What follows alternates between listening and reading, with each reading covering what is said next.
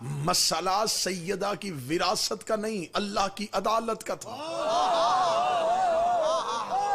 ہائے ہائے ہائے ہائے ہائے، عدل الہی تھا کہ سیدہ کو ملے۔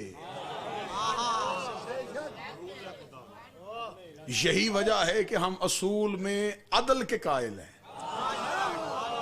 جنہوں نے حق کھایا تھا وہ عدل چھوڑ چکے ہیں، انہوں نے عدل نکال دیا۔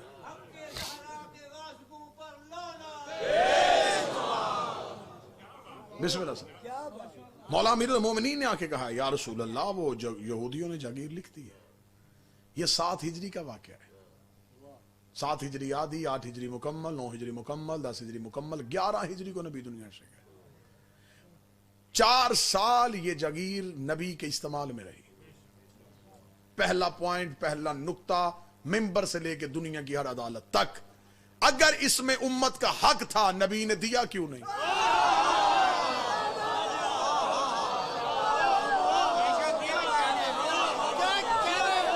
میں تمہارا سوال پلٹا کے تمہارے منہ پہ مارنے لگا ہوں۔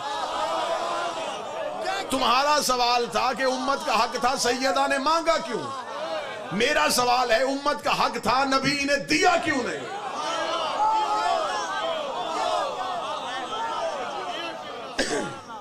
سیدہ کے مطالبے سے پہلا سوال تو نبی کی معاذ اللہ عدالت پہ آ جائے گا۔ اگر آپ کہیں گے نبی نے نہیں دیا تھا تو پھر میں آپ کے سامنے آقا دمیری کی جامع الازہر مصر سے چھپی ہوئی کتابیں رکھ دیتا ہوں۔ اس میں لکھا ہے کہ بحرین سے مال خراج آیا تھا، آدھی رات کو اونٹ مدینے پہنچے تھے، نبی حجرے میں تھے، صحابی نے اطلاع دی یا رسول اللہ بحرین والا مال آ گیا ہے۔ فرمایا مسجد کے باہر اونٹ کھڑے کرو۔ اونٹ مسجد کے باہر کھڑے ہوئے، لدے ہوئے اونٹ کھڑے تھے، رات آدھی سے زیادہ ڈل گئی تھی۔ رسالت باب نے فرمایا چراغ روشن کرو، چراغ روشن کیا۔ فرمایا بیت المال سے غریبوں، مسکین اور بیواؤں کی لسٹیں لے کے آؤ۔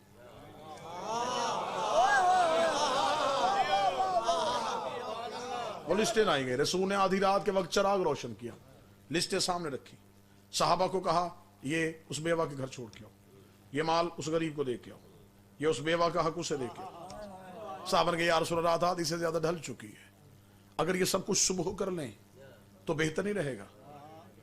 جامع الازہر مصر سے چھپی کتاب میں لکھا رسالت امام نے صحابہ کی طرف دیکھے گا تم میں سے کوئی ایک گواہی دیتا ہے کہ کل تک میں زندہ رہوں گا؟